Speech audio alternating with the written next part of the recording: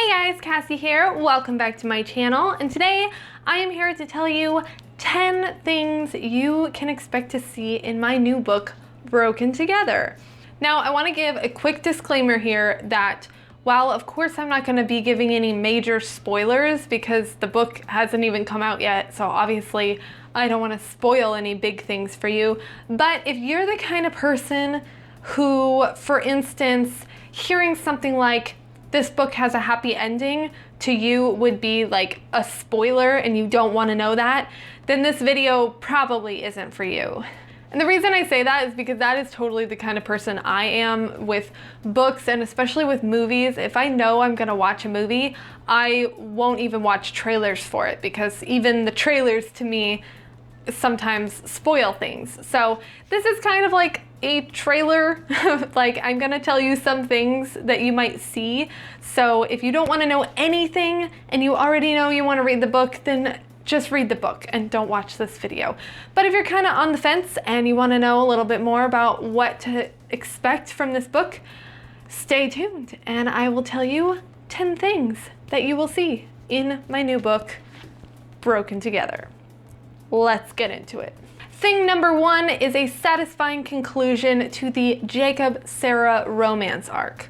Jacob and Sarah are two characters from my first book, Keep No Record. There's sort of a romance between them, and without spoiling anything too much in that book, I will just say that there's not really like a super solid end to their relationship, or like not necessarily end as if it has to end, but like you don't really know by the end of the book where things are gonna go with that, basically, is what I'm trying to say. So I will tell you right now that if you want to know where Jacob and Sarah's relationship is going to go in the future, you will find that out in Broken Together, and that is all I'm gonna say about that. Thing number two is a satisfying conclusion to Jacob's story in general. So Keep No Record is one of those books that, like, it could be a standalone novel. There's enough of a satisfying ending, I think, personally, that it could be the end of the story and you'd be okay. But it definitely does leave you with some questions. It leaves you wanting a little more. And Broken Together is gonna give you that. This book is gonna take you on Jacob's journey after the conclusion of Keep No Record. So if you know how that book ends, this book picks up a few years after that. And without spoiling anything about the ending, I will just say that is going to be a satisfying conclusion. I feel like most of the things you're left wanting by the end of Keep No Record, you get them in this book. And yeah, that's all I'm gonna say. Thing number three is a good old-fashioned slow burn friends to lovers romance, because that is my freaking favorite. I really love angst. I love angst. I love the slow burn. I really, really love watching two characters like become best friends and like know each other so well, and then have that moment where they're like, oh crap, I think I like this person. Like, that's unexpected. While the readers are over there like, yeah, we've known this for quite some time. Good job finally catching up, dear. So that's what you can expect from the romance in this story. A good slow burn friends to lovers romance arc. Thing number four is mental illness representation. Jacob is a character who has several diagnosed mental illnesses. He is bipolar. He also has PTSD, and that he's kind of working through. He's a little bit more past it now than he was in the first book, Keep No Record, but he's still working through the lingering effects of that are long-term. He's suffered a fair amount of abuse in his adolescence that has added to his PTSD and things like depression and anxiety, the things that kind of go along with having problems like that. So hopefully I have done a good job of representing these things. I did my research well, and I didn't want to dive too super deep into any one thing because I don't have personal experience with most of these things, but I wanted to accurately portray the mental illness representation of the story, because that's important to me. Thing number 5 is representation of a male sexual assault victim. This is something that is very important to me. I really want more fiction stories to represent in a good way, in an accurate way, in a positive way, male sexual assault victims, because I think that so often we think of sexual assault as being purely a female problem, which is just not at all true. And it really, really hinders male victims from getting the help that they need, because there's such a stigma of feeling alone. In any kind of situation where you're a victim, you always feel alone, and there's always a stigma there already that you have to overcome. So if you're constantly being told that like sexual assault is a female problem and you're not a female, then that's just even harder to overcome. So I really wanted to represent that side of things and touch a little bit on just kind of the difference between female victims and male victims, and how difficult it is. Like, while it's super difficult already for female victims to come forward, I think there's some added stigma against male victims as well that they have to overcome. So I wanted to talk about that. Thing number 6 is another thing that is very important to me, obviously. That's why I wrote a book about it, and that is the struggles of a reformed convict. I would say that this theme of the story is kind of one of the first things that got me interested in writing this story. It was the first theme that came to mind that I was like, I want to write a book about this. And that was just representing someone who has done a lot of really horrible things in their past. I mean, he wasn't in prison for drugs, he killed people. And the question I had for myself when I first started writing, even the first book in this series, when I first started writing Keep No Record, the question I asked myself was, what would happen if someone like that realized that they were wrong and wanted to change? Because I feel like the way that our society is, even if someone knows, like, okay, that was really horrible and I shouldn't have done that, and I really want to become a better person and like do my best to like get over that, or like give back to society or whatever, like in some way rectify my actions, even though the things you did can't be taken back and the damage is already done, like where do you go from there? And I feel like so all too often in our society, I see people just completely writing off those types of people as a lost cause. And that really bothers me a lot, because that couldn't be farther from the truth. Nobody is beyond the ability to be redeemed, especially by God. And if God's okay with it, then who am I to say that that person can't change and become a better person and, you know, overcome their past? So that was kind of one of the main things that was really important to me in writing both of these books. But it was one of those things that, like, as I was writing Keep No Record, I kept thinking, man, I really want to represent this part of the story, but this part of the story isn't going to come in until the second book. So now here we are with the second book, and this part of the story is finally arrived, where we get to explore how is Jacob going to live his life now that he's realized his past is bad and that he shouldn't have done those things, and he wants to change. Where does he go from there? So this story explores him going to college, moving to a new town to kind of start his life over. He's dealing with, as I said before, like lingering mental illness problems and just, you know, depression and things over his past decisions. So we get to see him working through those things with a therapist. We also get to see some interesting dynamics between him and his parole officer, who doesn't really like him, and how does one deal with having a parole officer who's kind of a jerk and you don't get along with them. And in addition to that, we get to explore what it's like to meet new people, have new friends, have potential romance with people who have no idea that you have this really, really dark past and these really bad decisions you've made, and you have to wonder if they knew this about me, would they even want to be in the same room as me, and how does he handle that internal conflict.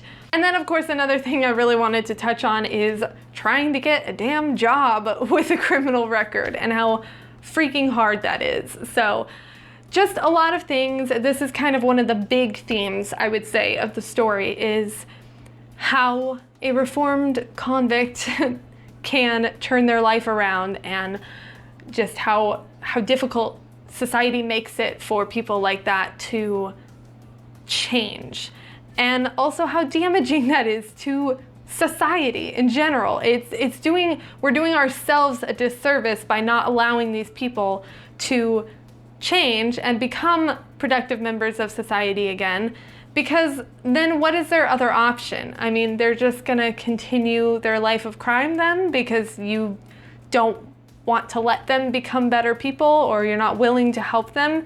That's not productive for anybody. So that's something I really, really wanted to talk about in this book. So I hope you enjoy that. Thing number 7, is that 7? Yes. Oh my gosh. Thing number 7 is male-female friendships. This is something I really love to see in fiction, men and women who can be platonic friends. There is some romance also in this book, but not all of the female characters are romantic love interests. Some of them are just friends, because men and women can be friends, and I just want to see more representation of that all the time. So here's some right here. Have at it. Thing number 8 is more snippets into Jacob's past. If you read Keep No Record and you wanted to know a little bit more about Jacob's past and how he got to that place, you will be getting some good flashbacks in Broken Together. I had some ideas floating around in my head for like a prequel that was about Jacob's past and like his life before the events of Keep No Record, but it just didn't really feel like something I wanted to write a whole book about. So instead, I incorporated a lot of good flashbacks in Broken Together so that you get a better sense of how Jacob got to this point. Some of those flashbacks showcase his kind of abusive relationship, not kind of, very abusive relationship with his dad.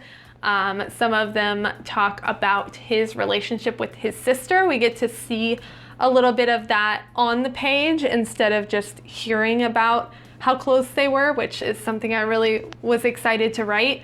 And we also get a whole lot more actual explanation of Jacob's crimes, like the events surrounding how he decided to kill people and why he did it and how that happened and how he was feeling in those moments, which is something that we didn't really get a lot of in Keep No Record because the book wasn't written from his perspective. But now that we're in Jacob's head, we get a lot more of all of that, which I just really love. A.S. Howell did a video review of my book, Broken Together. She has an ARC copy, so she's read it already. And one of the things that she said is that this book really enhanced the first book. And I totally agree with that. And I know exactly what she means, because there are things I wanted to explore in the first book that just didn't really come naturally, and I just couldn't really find a way to incorporate them. But now that we get to explore them in Broken Together, it does kind of make the first book even better, I think, and you kind of get a better sense of Jacob's character. So I'm really excited for all of you to get to see that. And number 9 sort of goes hand in hand with that, and that is some good brother-sister adorableness, because I just love a good overprotective big brother. I think it's the cutest thing ever. For those of you who haven't read Keep No Record yet, Jacob is the main character. one of the main characters, and his little sister, Maggie, was killed when she was 15. And their childhood was very rough. Their mother died when they were young, and their father was abusive. So Jacob really was almost more of a father figure to Maggie than a brother, and he kind of raised her and protected her from their father. And so losing her was, of course, very tragic and depressing. And we get to see a lot more of that brother-sister dynamic in Broken Together, both with, as I said before, the flashbacks of them actually interacting together in the past, and also just a lot of Jacob's thoughts about his sister. He has a journal that she wrote and reads some portions of that throughout the story, so you get to see more of her character and what she was like and what she was going through during that time that he was dealing with his father's abuse, how his sister handled that as well. So yeah, just lots of brother-sister love, which I adore. And the 10th thing you can expect to see in this book is a beautiful tale of redemption and loving the ones you are with for who they are instead of trying to change them. That is one of the biggest themes of the book, hence the title, Broken Together, because to me, some of the most beautiful relationships that I really love to read about or watch on movies and television are the ones where the couple, they challenge each other to be better and to overcome their struggles and their trials, but they're not trying to change each other, and they're okay with being broken in the interim. Sometimes it takes a while to change and to grow, and I think there's something really special about recognizing my partner has a thing that they're going through that is really, really hard, and they're not gonna be whole for a while. They're gonna be broken for a while, and as long as we're working through it together and making some progress, it's okay in the meantime to just be broken together. And that's okay, and you don't need to be afraid of that, and you don't need to feel like you have to be whole and fixed and perfect to be able to find someone who can love you for who you are, and maybe they're not so whole themselves either, so you never know. So that is going to be it for this video. I hope you guys enjoyed it. Please, please, please let me know in the comments below which of these things you're most excited to see in this book. I'll leave some information in the description box below about my book release this Saturday, December 7th. I'm gonna be having a live stream, so I'll have info down there about what time that will be and any other kind of celebrations I might decide to put together between the time of filming this and when it comes out. That's it for today. If you haven't heard, I am celebrating all this week my book release by putting out a new video every single day about the book. So check in tomorrow. We're gonna be talking about, I think, male-specific tropes that you can hope to find in Broken Together. So if you wanna see what kind of awesome male tropes are incorporated in my book, check back tomorrow or subscribe to my channel and ring the bell so you'll be notified as soon as I upload. And that's it. I'll see y'all next time and have a great day. Bye.